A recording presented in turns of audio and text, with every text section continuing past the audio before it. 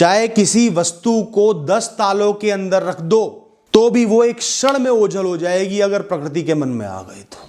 अगर भाग्य में वो नहीं लिखी है तो उसको तुमसे कोई भी छीन कर ले जाएगा, कैसे भी छीन कर ले जाएगा, कोई रोक नहीं सकता। इतनी ताकतवर है प्रकृति। इस दुनिया में कोई भी विषय, कोई भी इंसान, कोई भी वस्तु ऐसी नहीं है जो हमेशा हमेशा के लिए हो। सब कुछ नाशवान है, कतरा कतरा कण कण नाशवान है। जमीन के 10 फुट 20 फुट नीचे सोने के सिक्कों से भरा एक संदूक आप रख दो छुपाकर कि चोर डाकुओं से बचा रहेगा, सबसे बचा रहेगा। और अगर वो आपके भाग्य में नहीं लिखा है तो प्रकृति एक ऐसा भूकंप लेकर आएगी जो ठीक उतनी ही गहराई पर असर करेगा और उस संदूक को न जाने कहां ले जाकर फेंक देगा, आपको कभी वो मिल नहीं पाएगा। और ये बात मैं आपको इसलिए कह रहा हूं क्योंकि हम जीवन में बहुत ज्यादा आसक्त हो जाते हैं, विषयों से लिप्त हो जाते हैं कि मैं इसको नहीं त्याग सकता, हमेशा के लिए मेरे पास रहे।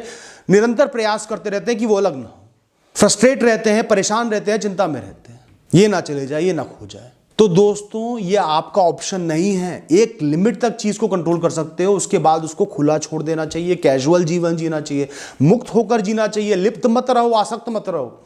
जो आपका है वो आपसे कोई नहीं छीन सकता, मिलेगा ही मिलेगा, रहेगा ही रहेगा। और जो आपका नहीं है वो कोई भी नहीं आपके पास रोक सकता।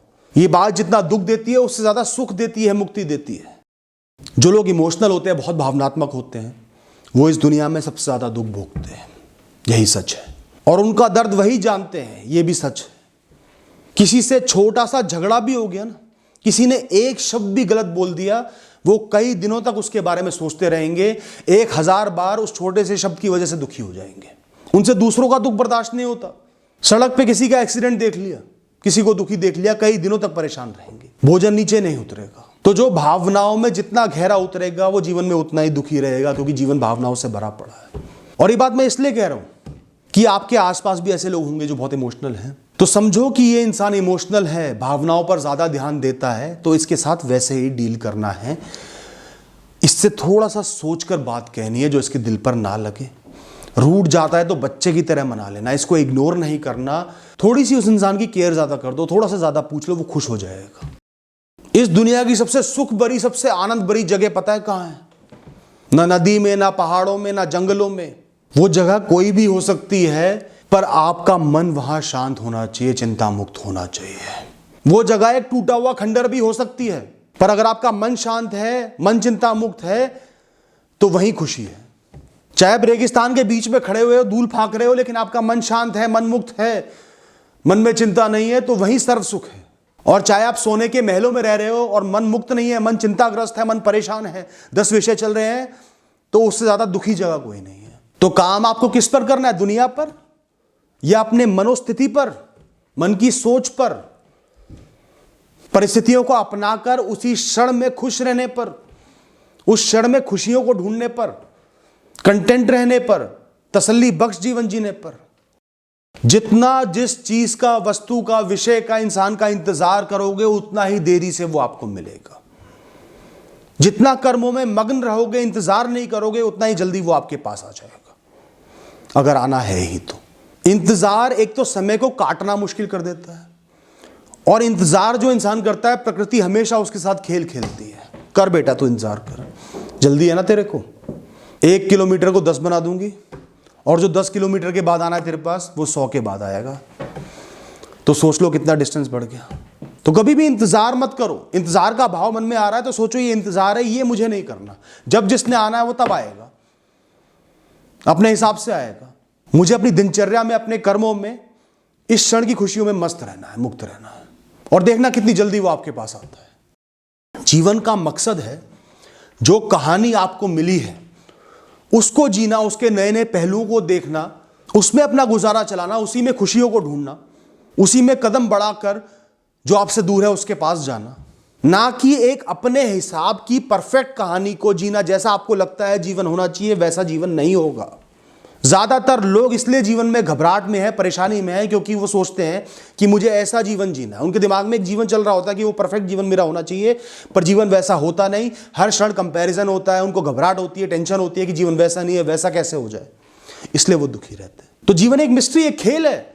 वो अपने हिसाब से आपके सामने आएगा, आपको अलग अलग अनुभव देगा, उनमें जीना है, उनमें कार्य करने हैं, उनको कर्म भूमि बनाना है, अपनाना तो पड़ेगा ही। चाहे नफरत करो या प्रेम करो, आप इस खेल के लीड कैरेक्टर हो। खेल आपका नहीं है, खेल किसी और का है। खेल की स्टेज भी किसी और की है। खेल में कितनी मुसीबतें, कितनी अच्छाई आती है, कितना बोनस मिलता है, वो भी किसी और का है। आप खिलाड़ी हो, आपको खेलना है। खेल आसान भी हो सकता है, बहुत टफ भी हो सकता है, कॉम्प्लेक्स भी हो सकता है, पर आप तो खिलाड़ी हो। आपको तो बुद्धि लगानी है, खेलना है, अच्छे से खेल के जीतना है। सिर्फ इतना ही मकसद आपको मिला है। और इस खेल में, इस जीवन में जीतता वही है जो परिस्थितियों के हिसाब से नहीं जीता, अपने हिसाब से परिस्थितियों में जीता है। जो कर्म करना नहीं छोड़ता, खेलता रहता है।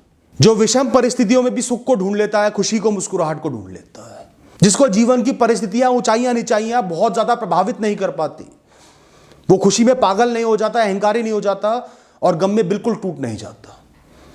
जो ये जानता है कि इस दुनिया में, इस खेल में सब कुछ नाशवान है, सब कुछ टेम्परेरी है, सब आना जाना है, सब नकली है, सब मायावी है, सिर्फ मेरे कर्म मेरे साथ जाएंगे।